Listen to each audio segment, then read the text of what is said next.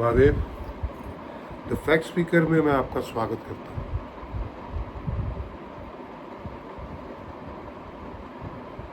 मैं आपको बताता हूँ कि अब हमारे आज के राजनीतिक परिप्रेक्ष्य में केजरीवाल से बड़ा ड्रामेबाज कौन है?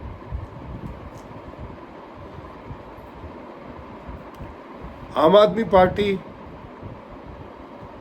सबसे पहले तो मेरे सनातन परिवार के जितने भी सदस्य हैं उनका कोटि कोटि अभिनंदन है भाई। और जिन्होंने सब्सक्राइब नहीं किया उनसे निवेदन है कि प्लीज़ सब्सक्राइब कीजिए, शेयर कीजिए, कमेंट कीजिए, कंट्रीब्यूट ज़रूर कीजिए। आम आदमी पार्टी में एक से एक बड़े नौटंकीबाज हैं। चाहे केजरीवाल ले लीजिए जो महानौटंकीबाज है, उनकी पत्नी, बाप रे बाप। और ये मैं नहीं कहता, आपको दिख रहा होगा, क्योंकि आप सिनेमा देखने जाते हैं तो अभिनय की प्रशंसा करते हैं कि यार संजय दत्त ने बहुत अच्छा काम किया, अजय देवगन ने बहुत अच्छा काम किया। वो किरदारों को निभाते हैं, लेकिन यहाँ तो दिन वो जो कलाकार हैं वो सारे दिन एक्टिंग नहीं करते। उनको जो किरदार दिया जाता है उसको निभाते हैं और उतनी देर उस किरदार में रहते हैं जितनी देर उनकी शूटिंग होती है, या कोई नाटक करते हैं तो उस ड्रामे का जो खेल चल रहा होता है तब तक। बट आज के राजनीतिक परिप्रेक्ष्य में तो इतने खतरनाक कलाकार हैं जो सारे दिन ही नौटंकी करते हैं भाई। ये समझना मुश्किल है कि वो ड्रामा कर रहे हैं या ड्रामे में ही वो हैं, जीवन ही उनका ड्रामा है। उसका सबसे ज्वलंत उदाहरण है आम आदमी पार्टी के नेता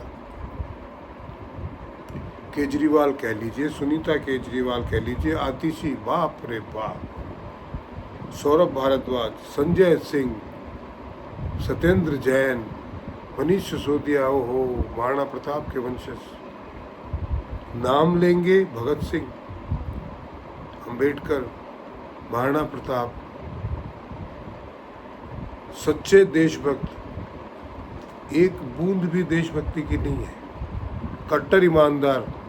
दूर दूर तक इनके जन्म से लेके मृत्यु तक आपको ईमानदारी कहीं दिखाई नहीं देगी। स्वयं के प्रति भी ईमानदार नहीं है। जो बेईमान होता है वो सब जगह बेईमान होता है।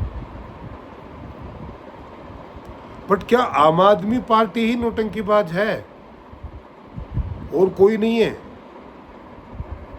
कौन बचा हुआ है भाई?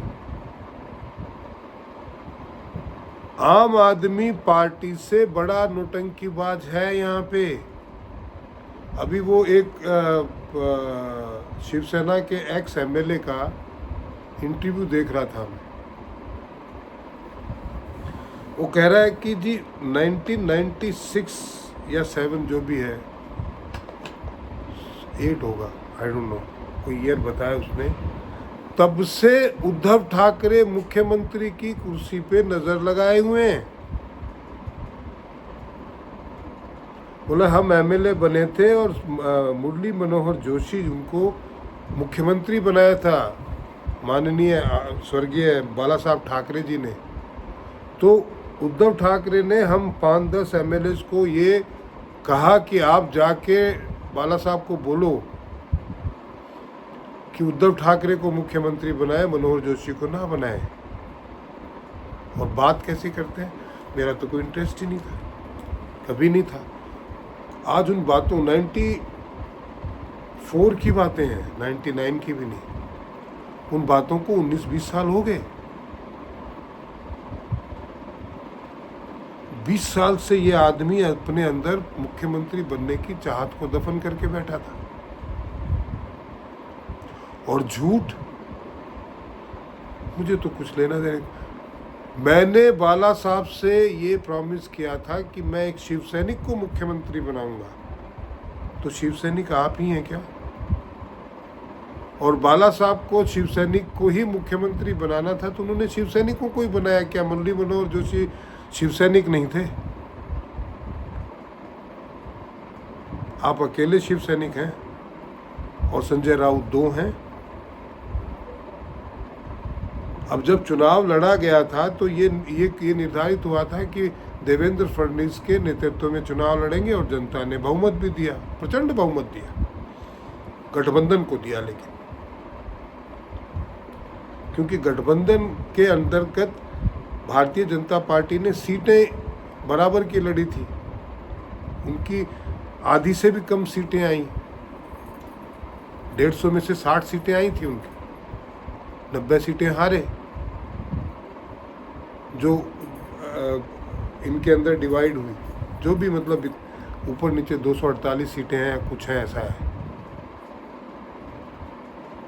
जो कांग्रेस को, बाकी भारतीय जनता पार्टी का तो 85% जो स्कोर था, पर फिर भी बहुमत से कम रह गई। उनको जितनी सीटें लड़ने को मिली थी उसमें 85% सीट भारतीय जनता पार्टी ने जीती थी, लेकिन कुछ सीटें कम रह गई बहुमत से। तो अपनी दबी हुई महत्वाकांक्षाओं को पूरा करने के लिए